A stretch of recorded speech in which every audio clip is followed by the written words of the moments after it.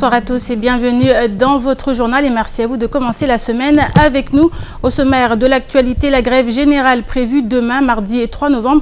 Avec nous pour en parler, Pierre Bellucci. Bonsoir Pierre. Bonsoir Amina et bonsoir à tous. Alors, J-1 avant la grève générale, les esprits sont crispés, on peut dire. On en parlera tout à l'heure avec vous pour voir ce qu'il en est très exactement. Avec nous également ce soir, Raphaël Bauduin, directrice de la communication de la société MCG.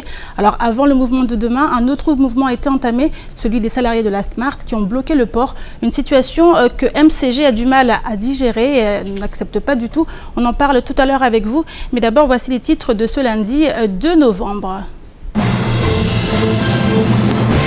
À la veille de la grève générale, différents syndicats ont exprimé leurs attentes quant à ce mouvement. Si pour le fond beaucoup s'accordent sur le besoin de changer les choses, la forme pose problème. Entre les partisans d'une grève reconductible, ceux favorables à une journée unique et ceux qui se refusent à descendre dans la rue, l'unité est loin d'être au rendez-vous. Depuis hier, le port de Longoni est bloqué par les salariés de la Smart. Entre le manutentionnaire et l'aconnier historique, le ton monte et les risques de pénurie frappent déjà à la porte. Toutes les explications dans votre journal. La deuxième édition du défi du Foundi s'est déroulée hier à Mbouini. Cette course de pirogue organisée par le parc marin a une nouvelle fois réuni de nombreux participants dans la joie et la bonne humeur. Reportage à la fin de cette édition. Annoncée de longue date, la grève générale va débuter demain. À cette occasion, deux intersyndicales se sont formées avec chacune des idées opposées sur la forme que doit prendre ce mouvement. Entre mouvement d'une journée grève reconductible, les syndicats sont en désaccord et ont confronté leurs positions respectives ce matin sur notre plateau. L'unité réclamée semble loin de prendre. Les explications dans ce sujet signé Pierre Bellucci et Leslie Vimné. À la veille de la grève générale, les différents syndicats ont tenu à exprimer leur point de vue sur ce mouvement. Et le moins que l'on puisse dire, c'est que l'unité voulue est loin d'être au rendez-vous. En effet, entre l'UNSA et la CFE-CGC d'un côté et l'intersyndicale FO-CGT ou encore SNUPP de l'autre, les points de vue divergent. Personne à Mayotte n'a le monopole du syndicalisme. Le syndicalisme, il a plusieurs voix et nous sommes ici pour dire notre voix à nous. Notre voix à nous, c'est de dire pourquoi demander une mobilisation générale. Pourquoi demander une grève illimitée alors que, en face de nous, le dialogue est ouvert, que ce soit au niveau de l'État, que ce soit au niveau du conseil départemental, des parlementaires. Les maires, encore une fois, qui ont désamorcé une bombe sociale à Ouangani il n'y a pas encore longtemps, tout le monde à Mayotte est d'accord pour négocier. Nous disons, aller dans la rue pour être manipulé comme en 2011, provoquer derrière une grève générale illimitée, qui va nuire aux intérêts des Mahorais, des salariés, ce n'est pas une bonne idée dans le contexte actuel. En effet, à 16h30, l'UNSA a été reçue par le préfet. Si certaines sections du syndicat seront dans la rue demain, ils refusent toute idée de mouvement reconductible. Quant à la CFE-CGC, son président a expliqué qu'il ne prendrait pas part au mouvement et souhaite continuer le dialogue social.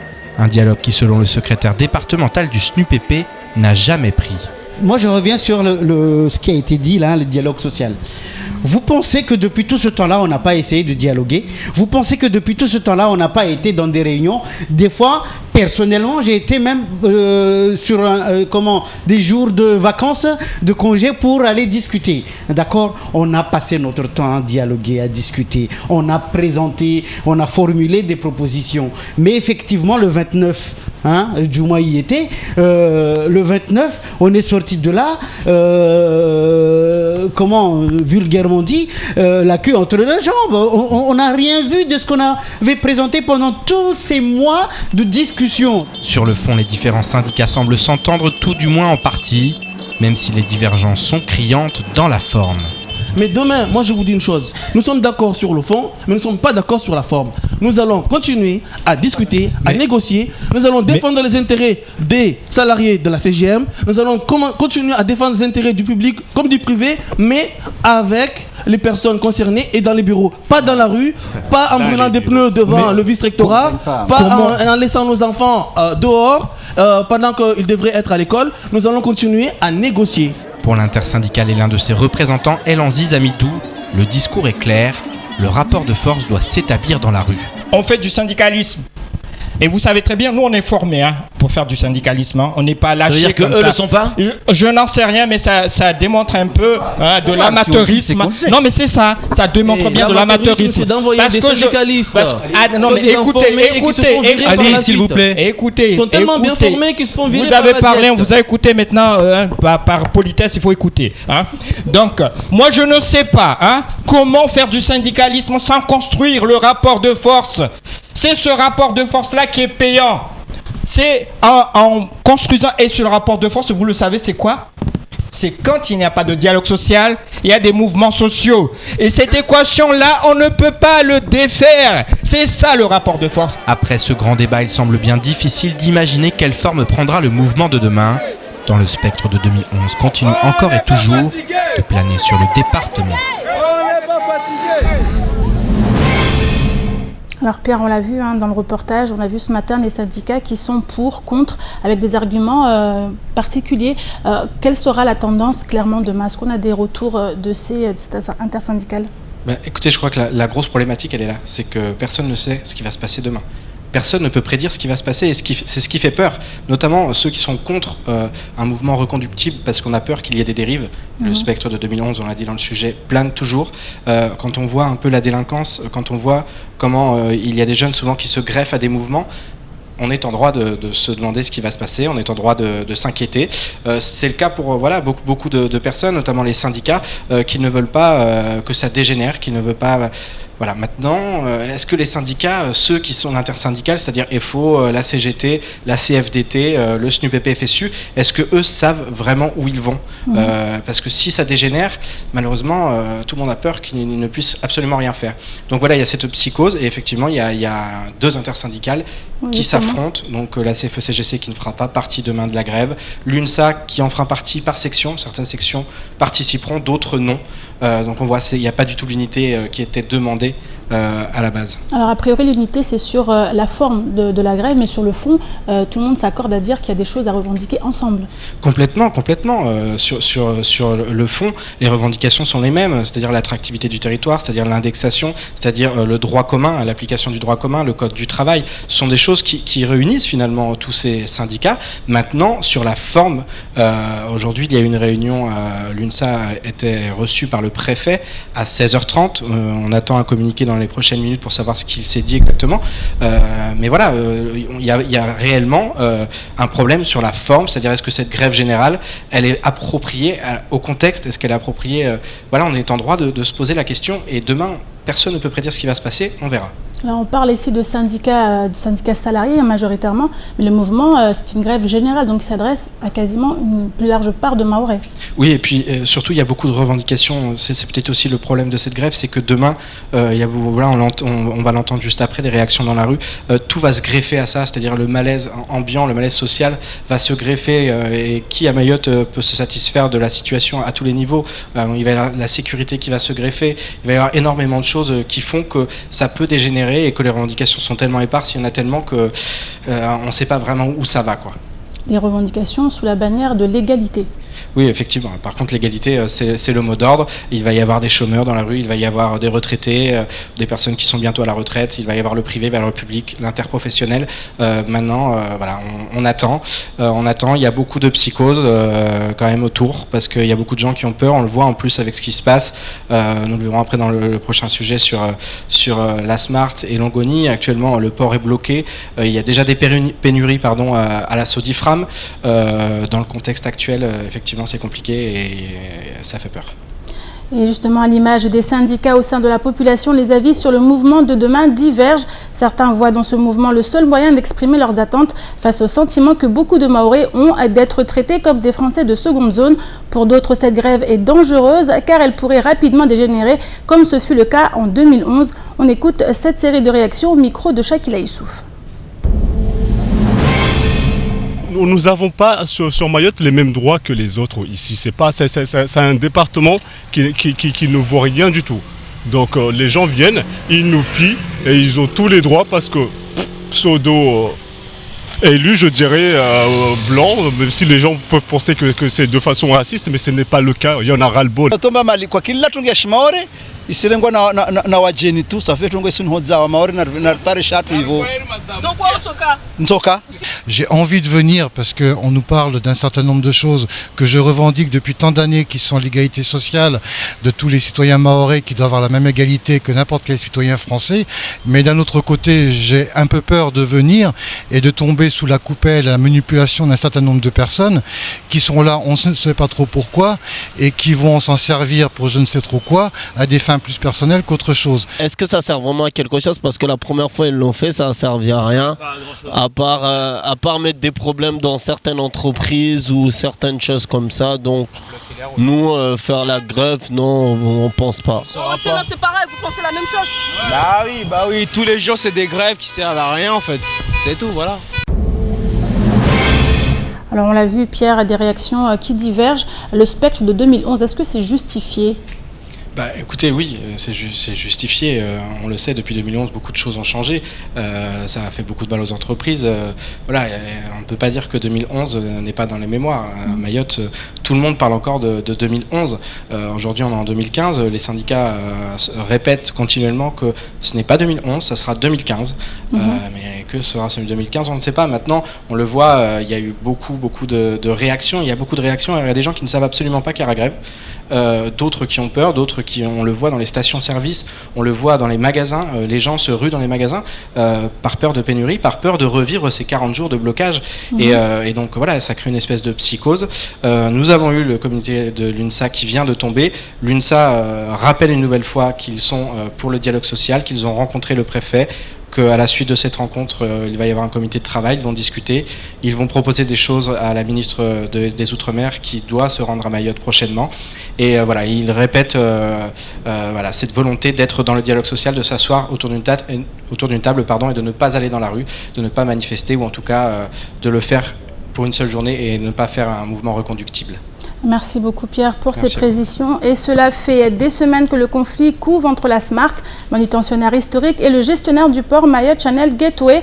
Un préavis de grève a été déposé en début de semaine dernière par les salariés de la Smart, sans mentionner la date de prise d'effet. Celle-ci est désormais connue puisque le port de Longoni a été bloqué hier en fin de journée. Autant dire que la situation se dégrade considérablement et la direction de MCG monte désormais au créneau. Les explications dans ce sujet signé Abbas Alidi, Pierre Bellucci et Leslie Vimné.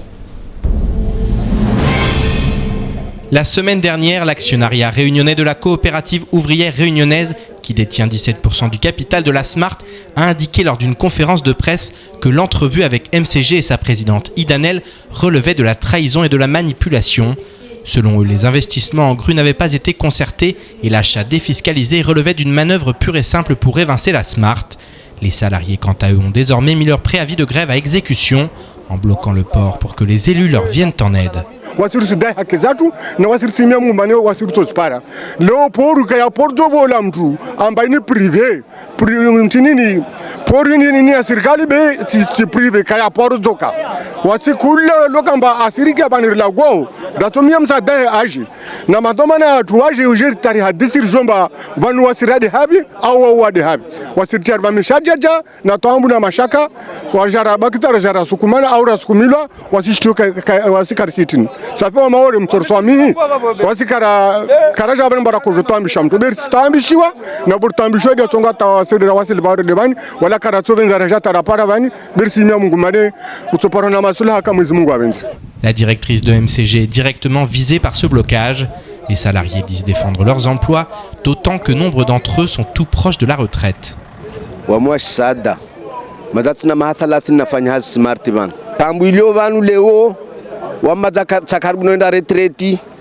nane kam tuwa bolo poru azata kabadhishiwayo waskatopara retrete senartotolwa to vanu mauri nywato viwala harmatsuzi haki za mauri dhulumishi hati zangu tu de mauri yonzima dia dhulumishiha mana mtuo arengeanotaji maore arengeanotaji na ikose generali.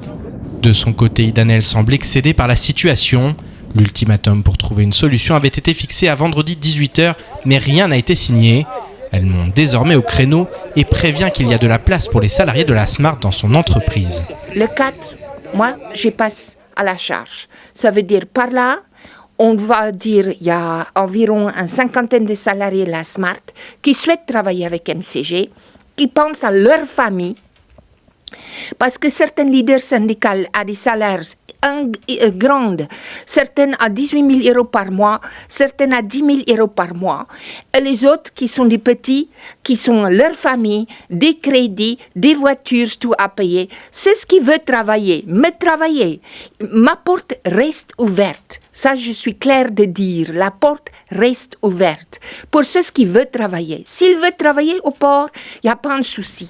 La directrice de MCG a tenu également à affirmer son engagement sur les 15 prochaines années, tout en rappelant qu'elle ne cédera à aucune pression. On avance pour Mayotte et pour tous. Moi, je suis là pour 15 ans et après 15 ans, ils sont un port qui fonctionne, ils sont dans le monde entier et ils sont reconnus comme un véritable port.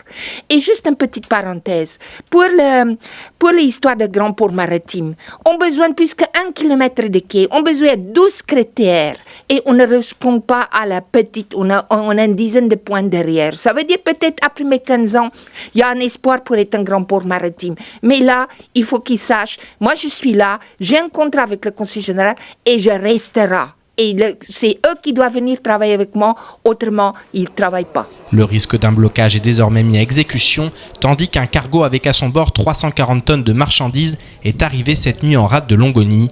Après bien des péripéties dues à une mauvaise météo, ce bateau transportant du riz et de la viande fraîche accusait déjà 15 jours de retard. Les marchandises commandées par la Sodifram sont toujours à bord, alors que les stocks s'épuisent et la pénurie en riz et viande fraîche menace l'île dès la fin de la semaine si rien n'est fait.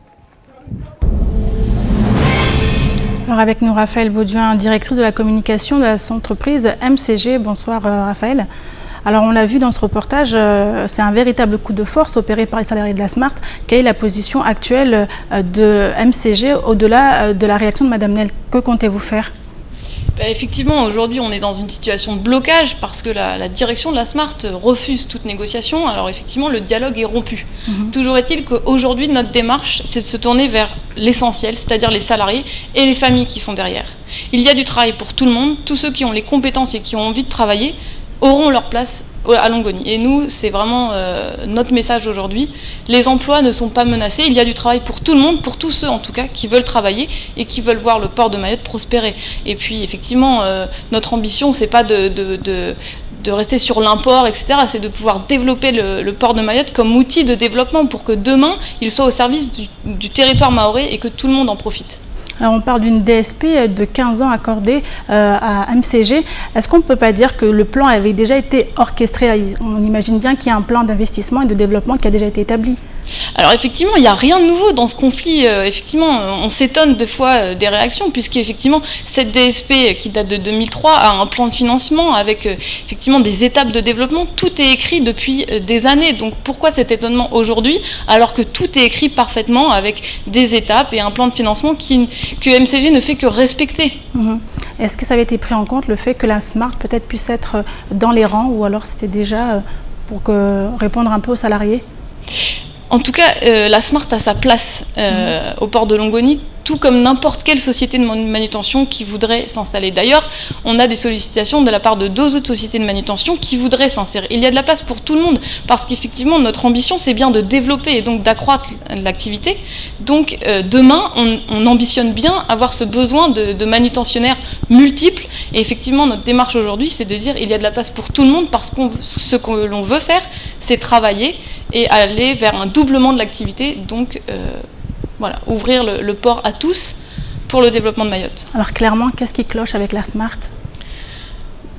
Assurément la direction qui ne veut pas s'asseoir au banc des négociations. Alors on s'est quand même étonné ces derniers jours de s'apercevoir que cette direction et cette entreprise étaient finalement à 75% réunionnaise. Alors aujourd'hui, effectivement, le dialogue est rompu avec les actionnaires.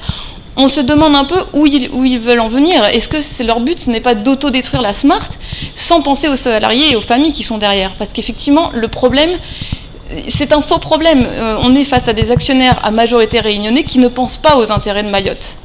Et aujourd'hui, les salariés, ils ont toute leur place avec leurs compétences qui sont reconnues depuis des années au port de Longoni. Alors si le mouvement venait à continuer les jours prochains, comment allez-vous réagir?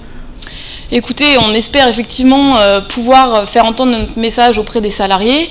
On pense effectivement que le département et les autorités ont toute leur place, puisqu'effectivement ils font office d'arbitre. Donc c'est aussi à eux de réagir, parce qu'effectivement le port de Longoni et sa croissance, c'est pour le bien de tous. Donc effectivement c'est la responsabilité de chacun d'aller vers ce développement et vers cette croissance. Et il faut que effectivement la situation se débloque. Merci beaucoup Raphaël Bauduin. Je rappelle, vous êtes la directrice de la communication au sein de MCG. Et on continue depuis quelques temps. L'escalade de la violence est incontestable sur le département. Le phénomène a pris une telle ampleur que le ministre de l'Intérieur souhaite envoyer une mission sur place, une mission de l'inspection générale de l'administration et de la police et de la gendarmerie. Ainsi, pour la 6e fois de l'année, la boulangerie de Doujani a été la cible de malfrats. En voulant s'interposer, un client a été touché en pleine poitrine par l'un des individus qui n'a pas hésité à faire usage d'un flashball. Un sujet signé Abbas Alidi, Pierre Bellucci et Fred Souleyman. Vendredi, peu après 19h, 2 hommes cagoulés et armés d'un flashball se sont introduits dans la boulangerie de Doujani. Ils ont enjambé le comptoir et pendant que l'un des individus vidait le tiroir-caisse, l'autre tenait en joue la commerçante. L'un des salariés de la boulangerie témoigne. Ils ont menacé la vendeuse, ils ont pris l'argent. Dès qu'ils ont parti, ils ont trouvé un client qui venait de venir ici. Ils l'ont flashé. Et puis... Ils ont tiré sur le client? Ah oui, ils ont tiré sur le client. C'est ça que j'ai entendu à mon arrivée. Parce que j'étais chez moi, j'ai entendu un appel d'ici qu'il y a des voleurs qui ont fait du vol ici. Le client a été blessé? Non, ils ont refait leur client. C'est le client de dehors qui l'ont fusillé, peut-être qui est blessé parce que le pompier l'a amené à l'hôpital. Ça veut dire qu'il a quelque chose un peu de grave quand même. Autre témoignage, celui d'une dame qui vend des fruits et légumes proches de la boulangerie. Elle raconte la scène à laquelle elle a assisté et la panique qui s'en est suivie.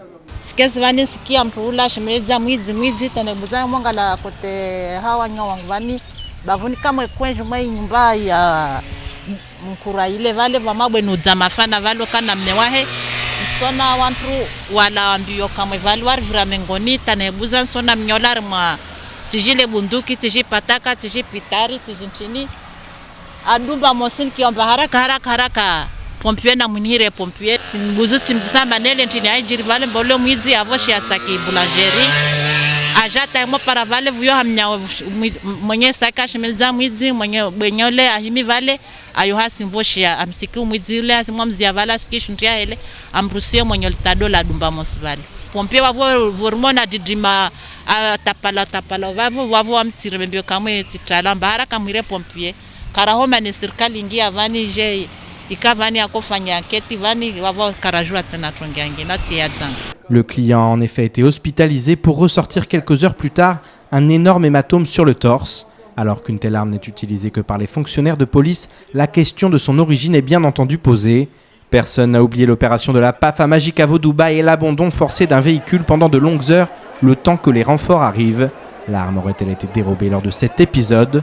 Aucune hypothèse n'est exclue et pour l'heure, l'enquête est en cours.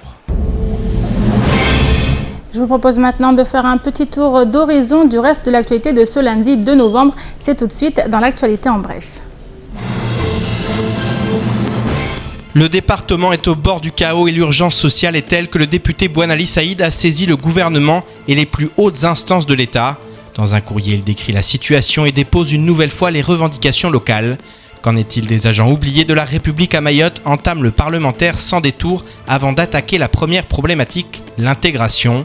Les mots sont durs et le député semble ainsi avoir renoué avec son passé de syndicaliste, agressif envers le gouvernement et le Parti socialiste dont il est membre. Puis il aborde le point délicat des retraites et là encore, sa colère est presque palpable. Elle atteint son paroxysme lorsqu'il développe la prise en compte des anciennetés et s'interroge sur la justice sociale. En conclusion, Bouanali Saïd réclame entre autres la modification du décret numéro 2009-1164 et surtout une véritable organisation de la fonction publique par une vraie reconstitution des carrières des agents, leur permettant la préparation au départ dignement à la retraite. La tribune a été publiée sur le site de Mediapart et Philippe Divet, secrétaire général de l'association Tous Ensemble pour la relance de la croissance, s'est également fendu d'une missive mettant en garde l'État face à la situation de Mayotte, rappelant au passage au président Hollande que l'avenir et la stabilité de la France sont les enjeux du dialogue social. Ce matin, au collège de Mgombani, des jeunes ont lancé 3 projectiles dans l'enceinte de l'établissement. Après analyse, il s'agit de bombes artisanales assourdissantes fabriquées avec des bouteilles plastiques, de l'acide chlorhydrique et des boules d'aluminium. Éric Binet, secrétaire général de la CFDT Éducation, a été blessé, mais les cours ont continué et l'incident en est resté là. Une enquête est actuellement en cours. L'école de Sada 2 est toujours fermée pour cause d'insalubrité. Une situation qui provoque la colère des parents d'élèves depuis plusieurs semaines. Ils accusent la mairie d'incompétence car les enfants sont dispersés dans divers établissements de la commune. Pour exprimer leur indignation, ils bloquent depuis ce matin l'hôtel de ville et réclament des actions rapides. Anchia Bamana est directement visé par la colère d'une partie des habitants qui lui reprochent son inaction. Ce matin, l'INSEE Mayotte tenait une conférence de presse afin d'évoquer sa dernière étude portant sur les familles qui composent le département. Selon les chiffres, en 2012, 36 000 familles avec au moins un enfant mineur vivent à Mayotte. La moitié d'entre elles ont 3 enfants ou plus, soit 3 fois plus qu'en métropole. À Mayotte, 30% des familles sont des familles monoparentales, ce qui n'exclut pas qu'elles soient souvent des familles nombreuses. Près de 4 000 mineurs, dont la moitié sont de nationalité française, vivent quant à eux sans leurs parents.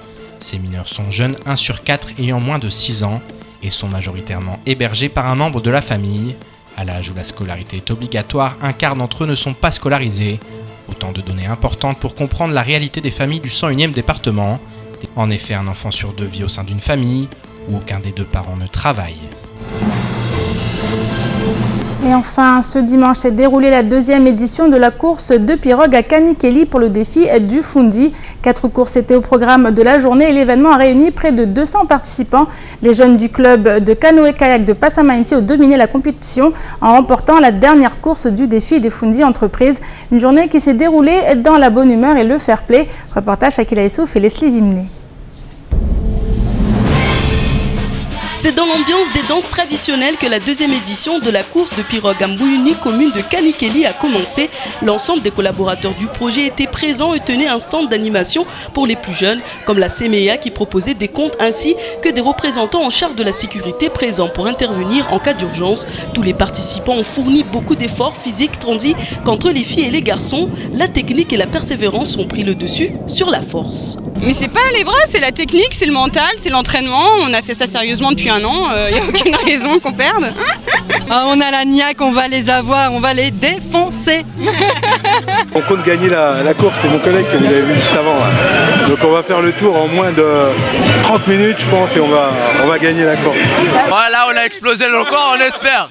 On espère qu'on a explosé le record, on a battu les légionnaires peut-être. Ah, on est arrivé Proms, en ayant cassé son siège, en étant débutante, Proms on est arrivé. Et on a même eu le temps d'aider les copines qui, elles, étaient sur le point de chavirer. Le défi du Fundi comporte 4 courses mixtes. Les participants font le tour de l'île Mbouyini sur 3 km avec des pirogues de 2 places. Le parc marin, organisateur de l'événement, nous explique le déroulement des épreuves. Là, c'est la 2e course, mais la 2e course parmi les jeunes. En fait, en tout, il y a 4 courses. Les jeunes, les Fundi pirogues, les pêcheurs, les adultes particuliers et puis les entreprises. Là, c'est la 2e course jeunes qui viennent d'arriver. Ceux qui sont parmi les premiers, il y a des récompenses, il y a des trophées qui les attendent. On prévoit aussi des sorties en mer et puis des baptêmes de plongée pour les plus méritants.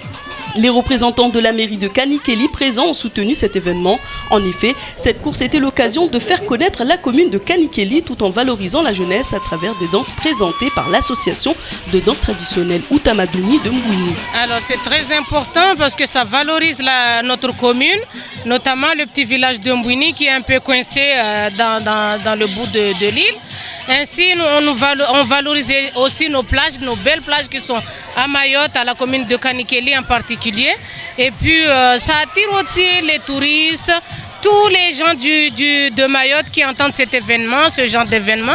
Ils viennent, ils prennent le temps et puis ils viennent, voilà. C'est très important parce que ça nous donne l'occasion d'encourager nos associations, de faire valoriser le parc marin aussi qui est l'initiateur de ce projet, aussi Ça fait vivre la commune, c'est tout. Les gens sont maintenant casaniers, maintenant ils ont l'occasion de sortir, de venir à la plage, même les petits-enfants, vous voyez, ils sont tous contents là.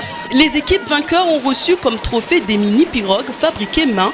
De leur côté, les organisateurs prévoient d'ores et déjà de mettre encore plus de moyens pour la 3e édition. Les jeunes du club canoë-kayak remettront alors leur place en jeu. L'un des organisateurs donne donc rendez-vous dans un an. On a du monde, on espère que l'année prochaine, on va pouvoir sensibiliser beaucoup plus d'entreprises parce qu'on veut que cet événement soit le plus fort pour garder le patrimoine sur les pirogues qui était une richesse pour nos parents, nos anciens de l'île, quoi.